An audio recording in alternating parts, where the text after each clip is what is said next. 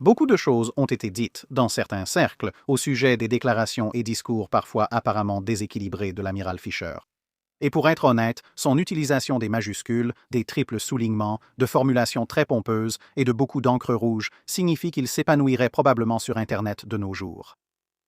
Mais cette analyse ne tient vraiment que si l'on se concentre uniquement sur les déclarations les plus belliqueuses de Fisher, prises isolément, et si on les examine à travers le prisme des sensibilités politiques modernes, aussi hypocrites et absurdes que ces dernières puissent souvent l'être. Mais lorsque vous considérez l'ensemble de ses déclarations et de ses écrits, ainsi que ses actions concrètes lorsqu'il était en fonction en tant que premier lord de la mer au milieu des années 1900, vous commencez à réaliser trois problèmes majeurs qui sont très souvent ignorés. Premièrement, Fisher était, s'il fallait le qualifier, un pacifiste très militant. Cela peut sembler un peu contradictoire, mais il voyait à quel point une guerre industrielle à grande échelle entre grandes puissances causerait de massacres, et il voulait éviter cela par presque tous les moyens nécessaires. Deuxièmement, il avait cependant une assez bonne compréhension de la nature humaine en général, et de la nature des politiciens et autres dirigeants nationaux en particulier. Et c'était simplement que les mots ne signifiaient rien s'ils n'étaient pas soutenus par des actions. Et en général, toute nation disposant de ressources et animée par l'expansionnisme ne pouvait être contenue que par la menace d'une force écrasante ou par l'utilisation réelle d'une force écrasante. Et la menace ne serait efficace que si la partie adverse croyait réellement que vous iriez jusqu'à mettre cette menace à exécution. Ainsi, en tant que chef de la Royal Navy, la plus grande flotte du plus puissant empire, il devait exercer son pouvoir, en donnant l'image le plus souvent au sens figuré et parfois au sens propre, d'un fou prêt à partir au quart de tour, simplement pour que personne n'ose sortir des rangs. Mais si quelqu'un le faisait, alors la Royal Navy devrait joindre les actes à la parole rapidement et, si nécessaire, avec un impact irrésistible. Le troisième point, c'est que ces méthodes fonctionnaient réellement, et souvent malgré les efforts acharnés de la classe politique britannique pour précipiter tout le monde dans la guerre par une combinaison de naïveté et d'ignorance. Bien sûr, ce sont des affirmations assez sérieuses à avancer, mais je pense pouvoir les étayer. Alors, examinons une étude de cas de Fisher en action pendant son mandat de Premier Lord de la mer au milieu des années 1900, lorsqu'on peut très bien soutenir qu'il a réellement empêché la Première Guerre mondiale d'éclater près d'une décennie avant qu'elle ne finisse par se déclencher. Pour planter le décor, nous sommes au début de l'année 1905. Fisher a pris ses fonctions de Premier Lord de la mer seulement quelques mois plus tôt, en octobre 1904, et le paysage politique de l'Europe évolue très rapidement. Historiquement, la Grande-Bretagne craignait deux grandes puissances européennes, les Français et les Russes. Cependant, l'Allemagne s'était constituée récemment à partir de petits États et l'Italie était apparue un peu plus tôt. Ces deux nations et l'Empire austro-hongrois, qui, bien qu'il soit le successeur de l'Empire autrichien, avait lui-même moins de 50 ans sous sa forme actuelle, avaient formé la Triple Alliance.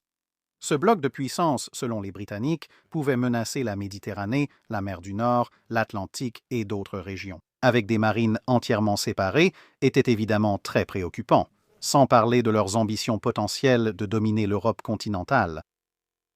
Cela, ainsi que les expériences françaises lors de la guerre franco-prussienne, avaient conduit à un dégel progressif des relations entre la Grande-Bretagne et la France, avec l'entente cordiale conclue entre les deux pays en 1904. Cette alliance était cependant encore nouvelle et hésitante. Et les Britanniques avaient une autre alliance, l'alliance anglo-japonaise, à laquelle ils avaient adhéré quelques années auparavant et qui visait en partie à freiner les ambitions russes et celles de toute autre nation, mais surtout russe, dans le Pacifique. Ces ambitions russes étaient entrées en collision avec les ambitions japonaises et le résultat net avait été la guerre russo-japonaise qui se poursuivait encore au début de 1905 et ne se passait pas particulièrement bien pour les Russes. L'escadre du Pacifique avait été attaquée et en grande partie détruite, presque en même temps que l'ascension de Fisher au poste de Premier Lord de la mer. Coïncidait avec le départ de la majorité de la flotte russe de la Baltique, rebaptisée Deuxième Escadre du Pacifique ou Deuxième Flotte du Pacifique, selon l'indulgence dont on voulait faire preuve. Dès son arrivée, Fisher a dû gérer une attaque russe sur la flotte de pêche britannique en mer du Nord, les Russes les ayant confondus avec des torpilleurs japonais, ce qui faillit déclencher une guerre avec la Russie. Cependant, le départ de la flotte avait entraîné une crise diplomatique totalement distincte, à savoir qu'en ce qui concerne la guerre russo-japonaise, la Grande-Bretagne était techniquement alliée aux deux camps. La plus évidente était bien sûr l'alliance directe avec les Japonais. L'article 2 de cette alliance stipulait que si l'une des parties était en guerre dans le Pacifique occidental ou sur des questions le concernant, l'autre resterait neutre. Cependant, l'article 3 stipulait que si l'une des parties était impliquée dans une guerre avec deux puissances ou plus au sujet de ces questions, alors l'autre partie rejoindrait directement son allié. Jusqu'ici, le Japon était en guerre uniquement avec la Russie, donc la Grande-Bretagne avait déclaré sa neutralité. C'était un coup dur pour la Russie, car les règles de la guerre signifiaient que les ports et les charbonniers contrôlés par les Britanniques, s'ils restaient neutres, étaient effectivement hors de leur portée. La Grande-Bretagne contrôlait le plus grand nombre de ports et des charbonniers mondiaux, ce qui compliquait beaucoup le voyage de la flotte russe autour du globe. Techniquement, ils pouvaient se réfugier dans les ports impériaux britanniques pendant 24 heures maximum à chaque fois, mais ce n'était pas du tout suffisant pour commencer à charbonner toute une flotte, sans parler de faire l'entretien de base. Et bien sûr, ce n'est pas parce qu'ils étaient autorisés à rester 24 heures dans le port qu'il y avait la moindre obligation de leur vendre du charbon. Ou même s'ils leur vendèrent du charbon et d'autres fournitures, il n'y avait aucune obligation de le vendre à un prix raisonnable. Mais la Russie avait aussi son propre allié, à savoir la France, avec laquelle elle s'était alliée au début des années 1890 grâce à leur propre alliance. L'empire colonial français, deuxième plus grand après celui des Britanniques, constituait une source potentielle d'abri et de charbon pour la flotte russe. Le problème était que, en raison des lois de la neutralité, si la France restait également neutre, elle ne pouvait également offrir un abri que pour 24 heures à la fois, ce qui était d'une aide relativement limitée. Comme dit précédemment, la France pouvait se montrer plus généreuse en fournissant du charbon. Sinon, il pouvait permettre aux Russes de rester plus longtemps au port, ce qui était évidemment bien plus utile, mais cela signifiait aussi enfreindre les règles de neutralité. Si la flotte russe restait plusieurs jours, on pouvait alors dire que la France soutenait matériellement un belligérant dans la guerre russo-japonaise et qu'elle était donc de fait en guerre avec le Japon.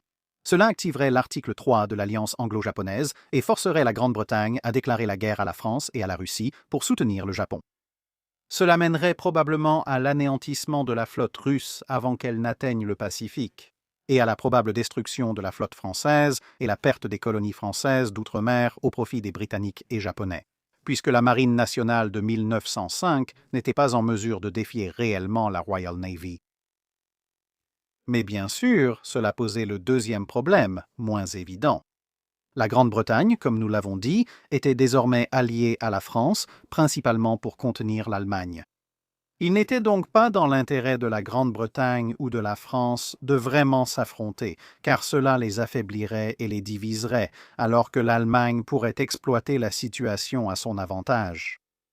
Ainsi, les Français ont dû choisir soutenir modestement les Russes pour préserver leur alliance avec la Grande-Bretagne contre l'Allemagne, ou aider davantage les Russes, risquant une guerre avec la Grande-Bretagne. La Grande-Bretagne et la Russie, comme nous venons de le voir, n'aideront sans doute pas beaucoup les Russes. Puis, voir la Grande-Bretagne et l'Allemagne se partager le monde avant de finir, sans doute inévitablement, par s'affronter pour les restes des empires français et russes. Et il y avait un troisième élément dans tout cela. Les Japonais préféraient en fait que la Grande-Bretagne reste neutre si cela signifiait qu'ils pouvaient aussi forcer la France à rester neutre. Puisque la marine impériale japonaise était à peu près certaine de pouvoir s'occuper des Russes, tant que ce long voyage autour du monde était rendu assez difficile. Mais les Français avaient assez de navires expérimentés dans les océans Indien et Pacifique pour qu'une seconde flotte du Pacifique, renforcée par ses bâtiments et largement abritée dans des ports contrôlés par la France, pourrait être trop difficile à gérer, surtout qu'une bonne partie de la puissance de feu de la Royal Navy allait être rappelée dans les eaux nationales et en Méditerranée et mettrait donc un certain temps à rejoindre le Pacifique pour prêter main forte.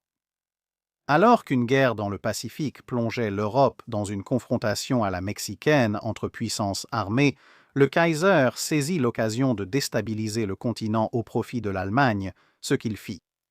Son seul problème, c'est que Fischer était bien en avance sur lui et s'attendait précisément à ce que le Kaiser tente exactement cela. Ainsi, peu de temps après son entrée en fonction, Fischer aurait, selon des rapports de seconde main, exposé au roi son idée pour gérer l'Allemagne qui commençait à faire sentir son influence. Il a dit au roi « Nous organiserons un pique-nique à Kiel. Nous irons simplement et placerons 2 navires britanniques, un de chaque côté d'un navire allemand, puis nous dirons aux Allemands, comme un policier le dit à un ivrogne, « Venez, tranquillement, et il n'y aura pas de problème. Si vous ne le faites pas, il y aura des problèmes, et il n'y a là-dessus aucun doute. » C'était la politique de puissance navale britannique classique à grande échelle. En fait, c'était plutôt modéré et retenu comparé à d'autres déclarations que Fischer avait faites, où il parlait simplement de refaire Copenhague et de couler la flotte allemande sans aucun avertissement. Cependant, l'idée d'une démonstration de force aussi ouverte et agressive comme moyen de dissuasion a, sans surprise, horrifié les politiciens qui n'y voyaient que le risque de précipiter la guerre sur le continent. Sur ce point, tout le monde était au moins d'accord. Ils voulaient l'éviter. Tandis que Fischer pensait que ne rien faire ou tenter d'apaiser les Allemands serait une voie bien plus susceptible de mener au conflit. Son homologue civil, le premier lord de l'amirauté, ayant appris les plans de Fischer, écrivit peu après au Premier ministre « Pour tout dire, c'est une nouvelle preuve que les défauts intellectuels de Fischer égalent ses vertus. Je vous ai évoqué sa proposition sur la flotte allemande à Kiel. Ce n'était ni une formule paradoxale, ni une provocation, il le pensait sincèrement. Cependant, il semble que cette proposition n'était en réalité que la première salve de Fischer, et non un plan d'attaque complet. S'il voulait que la Royal Navy entre à Kiel et vole simplement la flotte de haute mer, alors cela aurait été une opération menée dans le plus grand secret. Au lieu de cela, Fischer a confirmé avec insouciance et enthousiasme le contenu de cette proposition à pratiquement tous ceux qui voulèrent bien l'écouter ou le lui demander, y compris à plusieurs journalistes, assurant ainsi que l'idée se répande rapidement dans le public britannique et, bien sûr, en Europe, en particulier à Berlin. Ce qui, bien sûr, était exactement le but, puisque la première étape du véritable plan de Fischer était de voir si les Allemands pouvaient être dissuadés par un simple rappel verbal indirect de l'identité de ceux à qui ils avaient affaire. Ce n'est presque certainement pas une coïncidence qu'à peu près à la même époque, la presse britannique, que Fischer considérait comme une arme de plus à utiliser et avec laquelle il entretenait des liens assez étroits, se soit soudainement mise à publier des articles attaquant l'existence même de la flotte allemande avec une virulence considérable. Un journal a noté que, la flotte de la Baltique étant surtout absente, il s'agit de la flotte russe de la Baltique. À ce moment-là, il se trouvait quelque part au large des côtes africaines. Jamais les Britanniques n'ont eu meilleur moment pour naviguer en Baltique, détruire la flotte allemande sans craindre les Russes, puis achever ce qui restait de leur flotte, dans tous les cas, et ainsi, d'un seul coup, éliminer d'un seul coup les 2/3 de toutes les marines susceptibles de menacer la domination britannique. Privés de soutien et harcelés par les navires de guerre britanniques jusqu'au Pacifique où les Japonais les attendaient, la 2e escadre du Pacifique serait sûrement condamnée elle aussi. Comme on pouvait s'y attendre, les Allemands protestèrent contre cette soudaine montée de rhétorique, ce qui mena à la réplique très britannique et sarcastique de l'Army and Navy Gazette à cette protestation, qui disait en partie « Ce n'est pas l'Army and Navy Gazette qui a exigé que la flotte allemande soit rayée de la carte.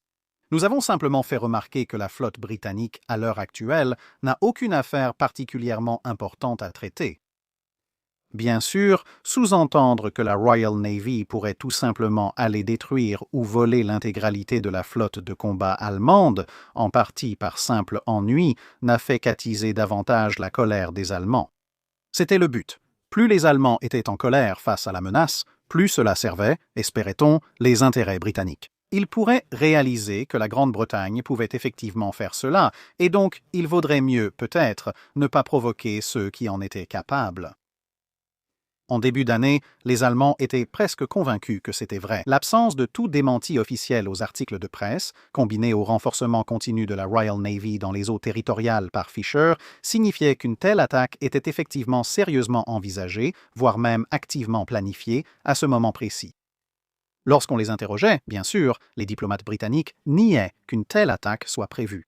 Mais cela ne faisait qu'alimenter la pensée du Kaiser, qui se disait que, c'était simplement une confirmation supplémentaire qu'une telle attaque était en préparation, car bien sûr, si les Britanniques prévoyaient une attaque, ils nieraient qu'ils la préparaient.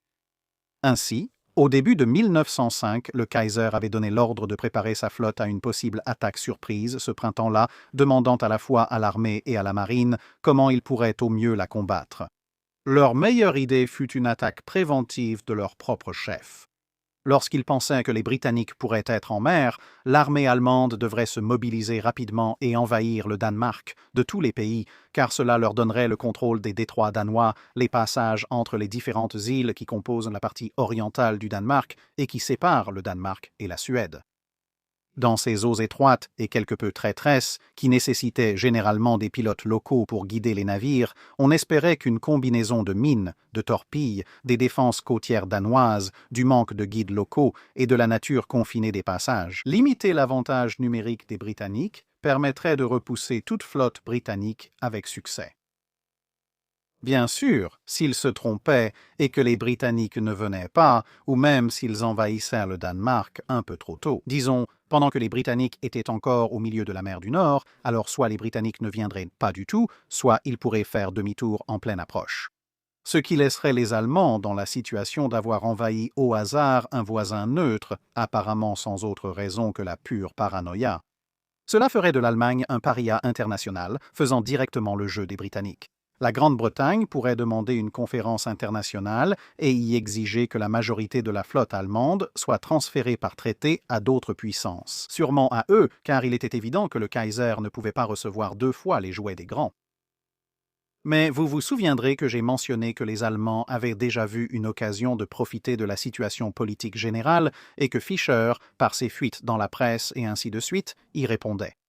Alors, qu'avaient fait exactement les Allemands? Eh bien, déjà à la fin de 1904, le Kaiser avait approché les Russes avec l'idée d'obtenir leur soutien pour fermer conjointement la Baltique à quiconque n'aurait pas leur approbation, comme les Britanniques. Le Kaiser a tenté d'exploiter la puissance relative de l'Allemagne et le départ récent de la majeure partie de la flotte de la Baltique, cherchant à s'en servir comme levier et à attiser la crainte que les Britanniques profitent de la faiblesse russe, que les Russes jugeaient alors temporaire. Cette tentative particulière avait finalement échoué parce que les Russes avaient insisté pour impliquer leur allié, la France, dans les discussions.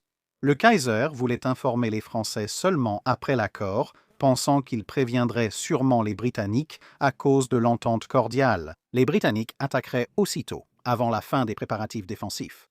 Cela montrait que le Kaiser craignait déjà une attaque surprise de la Royal Navy en Baltique, avant que Fischer n'alimente cette peur. Mais bientôt, le Kaiser essaierait de jouer une autre carte en réponse aux tentatives de Fischer de le dissuader.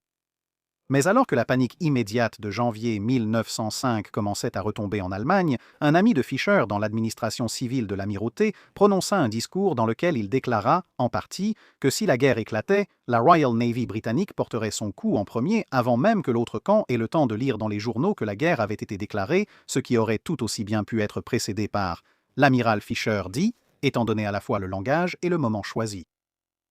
Mais c'était parfaitement niable pour Fischer, puisqu'il ne l'avait pas vraiment dit. Et tandis que le Kaiser commençait à envisager la possibilité de conclure une alliance défensive avec le Danemark, pensant que cela serait plus rapide et sans doute plus acceptable internationalement que de mobiliser son armée et d'envahir le pays, il cherchait aussi à semer la discorde entre la Grande-Bretagne et la France. C'était sa nouvelle carte, motivé en partie par le fait que les Français tentaient de jouer sur les 2 tableaux durant la guerre russo-japonaise. Vous voyez, en avril, la 2e escadre du Pacifique avait presque atteint les eaux japonaises, mais elle était dans un état quelque peu désespéré. Heureusement pour eux, ils avaient trouvé refuge dans la baie de Cam Ranh et étaient en train de se rééquiper et de se ravitailler en carburant là-bas. Cela a pris plusieurs semaines, aidés par des charbonniers de la compagnie Hamburg America, d'origine allemande. Le problème majeur était que la baie de Cam Ranh se situait dans l'actuel Vietnam, appelé alors Indochine française. Les Français aidaient leurs alliés, mais enfreignaient massivement les règles de neutralité en le faisant. Les Japonais ont demandé aux Britanniques de pousser les Français à expulser les Russes. Les Britanniques ont tenté, cherchant à éviter une guerre en Europe. Et c'est à ce moment-là que le Kaiser a frappé. Il s'est rendu à Tanger, au Maroc, alors que l'influence française s'y renforçait. L'entente cordiale avait reconnu la région comme faisant partie de la sphère d'influence française sans intervention britannique. Les Français contrôlaient déjà l'Algérie voisine à l'est, partageant ainsi une frontière terrestre avec le Maroc, ce qui facilitait la situation. Et à Tanger, le Kaiser annonça dans un discours qu'il soutenait l'indépendance du Maroc face au contrôle français. Et il a également exprimé son désir d'avoir une base allemande sur la côte atlantique, très probablement un port marocain. Tout comme différentes puissances européennes, y compris l'Allemagne, avaient acheté, loué ou carrément revendiqué ou saisi divers ports en Extrême-Orient, principalement à la Chine. Ceci, bien sûr, représentait un défi direct à la France et fut reconnu comme tel. Mais c'était aussi un excellent coup de force. Avec le Maroc sur la côte africaine, toute mise en œuvre du contrôle ou de l'indépendance, quelle qu'en soit l'issue, dépendrait fortement de la puissance maritime.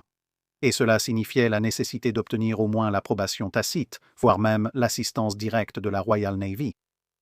Mais comme la Grande-Bretagne était en désaccord avec la France sur la guerre russo-japonaise, elle ne pouvait pas aider facilement les Français dans cette situation. Mais s'ils ne le faisaient pas, avec les Russes absents, la marine nationale seule n'était pas vraiment en position de défier directement la Hoxie-Flotte si elle essayait d'imposer les volontés du Kaiser. Et cela montrerait donc l'entente cordiale comme étant faible. Le Kaiser espérait qu'en étant confronté à un choix entre soutenir la France ou le Japon, les Britanniques seraient paralysés par l'indécision et n'interviendraient pas, désillusionnant ainsi les Français et les rapprochant de la Russie, et donc de lui-même dans une alliance contre la Grande-Bretagne. Fisher, cependant, a reconnu le jeu de pouvoir et a choisi de répondre. Il l'a fait à plusieurs niveaux.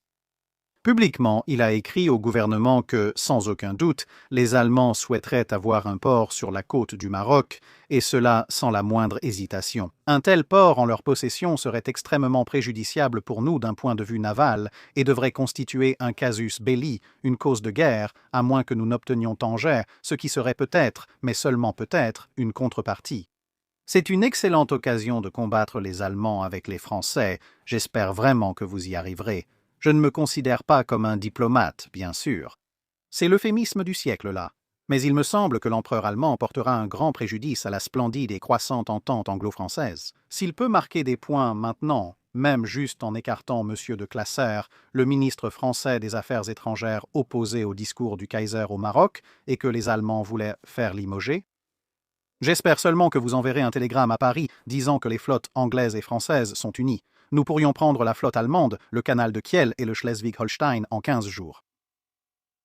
En privé, cependant, bien qu'il ait laissé filtrer une bonne partie de cela dans la presse, il a admis que c'était en grande partie des absurdités. À son avis, les ports marocains n'étaient pas adaptés aux grands navires ou à une grande flotte, certainement pas au point de vraiment l'inquiéter, et la flotte de croiseurs allemande, qui aurait peut-être pu utiliser un port marocain, était au mieux anémique. De plus, il faisait déjà des plans pour que ces croiseurs cuirassés de type Dreadnought puissent s'occuper des bases de croiseurs ennemis à l'étranger, de toute façon. En réalité, ce qu'il essayait de faire relevait bien davantage de la politique intérieure. Il voulait forcer la politique britannique à se concentrer sur la menace allemande qu'il percevait, et il espérait aussi que cela inciterait les Français à réduire leur soutien aux Russes. Les Britanniques seraient des alliés bien plus efficaces contre l'Allemagne s'ils se focalisaient vraiment sur elle. Fin mai, la question du soutien français aux Russes est devenue largement sans importance. La flotte de l'amiral Tojo, entraînée et en grande partie construite par les Britanniques, a détruit la deuxième escadre du Pacifique russe à Tsushima. Cela a permis d'apaiser une partie des tensions résultant de cette guerre, puisque les Japonais pouvaient se réjouir que leurs alliés aient fait en sorte qu'ils n'aient à combattre que les Russes. Et bien sûr, ils avaient ensuite remporté cette bataille. Du moins en mer, la guerre terrestre allait encore durer un certain temps. Dès lors, les actions de la flotte française et de ses bases, sauf déclaration de guerre par la France, importaient peu pour la suite de la guerre russo-japonaise. Les Britanniques ont pu continuer à soutenir les Français durant la crise marocaine, poussant ces derniers à accepter de régler l'affaire par une conférence internationale avec leur appui. Même si les Français appréciaient la promesse britannique de plaider pour eux, l'absence de déploiement majeur de la Royal Navy en mai, alors que la guerre navale russo-japonaise restait incertaine, a perturbé certains hommes politiques français. Puis, environ une semaine plus tard, la Norvège déclara son indépendance vis-à-vis de la Suède et le Kaiser changea à nouveau de tactique, revenant à son plan d'essayer de rallier la Russie à ses côtés. La Russie venait d'être humiliée, la guerre dans le Pacifique tournait mal pour elle, et elle savait désormais que la flotte de la Baltique serait gravement affaiblie pour un certain temps. Ainsi, les Russes étaient dans une position bien plus faible pour résister à la proposition du Kaiser d'une alliance russo-allemande cette fois-ci, d'autant plus qu'il soulignait que les Français semblaient se rapprocher des Britanniques, ce qui signifiait qu'il n'y aurait plus d'aide de la part des Français contre les Japonais. Il a aussi souligné que la Norvège, nouvellement indépendante, risquait de tomber sous l'influence britannique, notamment à cause de ses liens commerciaux, ce qui offrirait à la Royal Navy un point d'appui à l'entrée de la Baltique. Après avoir reçu l'accord tacite de la Russie lors d'une rencontre avec le tsar à bord de leurs yachts royaux, le Kaiser s'est ensuite rendu avec la flotte de haute mer à Copenhague pour habituer les Danois à l'idée que la Baltique était désormais sous contrôle allemand et russe. Et de plus, qu'en cas de tension, il ferait mieux de se préparer à être occupé afin de garantir ce contrôle. Le gouvernement britannique s'affaiblissant à cause de problèmes internes et de la politique intérieure, Fisher y a vu à la fois une menace et une opportunité. La menace, bien sûr, était que le gouvernement ne fasse rien et cède aux exigences du Kaiser, même si cela se traduisait simplement par une absence de réaction concrète. L'opportunité était que, avec un gouvernement aussi faible et divisé, il pourrait ne pas remarquer que Fisher agissait avant qu'il ne soit trop tard pour intervenir. Il rendit donc visite au roi, qui commençait lui aussi à en avoir assez du gouvernement afin d'obtenir son approbation, et il commença à mettre en œuvre sa riposte à la contre-mesure du Kaiser. En mars, une croisière de la flotte de la Manche vers la Baltique, avec une visite à Kiel, a été annulée par le gouvernement pour apaiser les tensions avec l'Allemagne, craignant que les Allemands y voient une couverture pour une attaque. Nous étions maintenant en juillet, et Fisher travailla rapidement avec le roi pour ressusciter l'idée, préparant la flotte de la Manche sans réellement informer le cabinet de ce qu'il faisait. En effet, la première fois que quelqu'un en dehors du groupe de Fisher eut connaissance des plans en détail, ce fut lorsque l'Amirauté divulgua le programme de la croisière à la presse. Et donc aux Allemands. Avant même que le cabinet ne sache que le voyage allait commencer, sans laisser le temps au ministre des Affaires étrangères de faire les notifications diplomatiques habituelles. De toute urgence, le cabinet s'est réuni, certains faisant remarquer que les Allemands craignaient précisément ce genre de frappe secrète dont ils s'étaient inquiétés. Cette fois, l'objectif était de surprendre la flotte de haute mer, alors ancrée dans le port neutre de Copenhague, plus vulnérable qu'à leur base fortifiée de Kiel. Cependant, avec l'approbation du roi pour le voyage et la date de départ si proche, le cabinet en est finalement venu à la conclusion que la perte de prestige due à une annulation de dernière minute, à laquelle s'opposaient à la fois le roi et la marine, serait bien pire pour leur perspective politique personnelle et le prestige national dans son ensemble que tout risque d'irriter davantage les Allemands. La flotte de la Manche, dirigée par Sir Arthur Wilson, quitta le port pour la Baltique. Traditionnellement, les flottes se dispersaient en formation lâche, puis embarquaient des pilotes locaux pour naviguer dans les détroits, notamment l'étroit passage entre le Danemark et la Suède où se situait Copenhague. Au lieu de cela, presque sans avertissement, l'ensemble de la flotte de la Manche apparut, avançant à vive allure à travers la partie la plus dangereuse du détroit, en formation de combat serré, sans pratiquement aucun préavis et sans faire appel à des pilotes locaux. La flotte entra ensuite à Copenhague, bien plus puissante que la flotte de haute mer quelques jours auparavant, puis repartit avec toute la cérémonie nécessaire pour poursuivre sa tournée. Quelques jours après le départ des Britanniques de Copenhague, la flotte de haute mer était tranquillement ancrée au port allemand de Swinemunder, s'étant installée là pour le plaisir des Allemands venus en grand nombre admirer leur flotte. Et le Kaiser était également présent, car il voulait admirer sa flotte en compagnie du public admiratif. Ce matin-là, un épais brouillard couvrait la zone, rendant les navires allemands flous depuis la côte. Malgré cela, la foule attendait que le soleil dissipe la brume. C'est alors qu'on entendit la sirène grave d'un cuirassé venant d'un côté. Cela causa une brève confusion, car tous les cuirassés allemands étaient à l'arrêt, leur position était connue, et la sirène ne venait d'aucun d'eux. Et puis, sortant du brouillard, apparut la proue d'un cuirassé britannique, drapeau et pavillon flottant au vent, suivi d'un autre, puis d'un autre, et encore d'un autre, et ainsi de suite, alors que la formation s'interposait entre la flotte de haute mer et la côte, jetant l'ancre dans une formation de parade parfaite, en respectant toutes les formalités nécessaires et, bien sûr, en obscurcissant complètement la vue des Allemands sur leur propre flotte. Mais bien sûr, le message que cela envoyait était clair.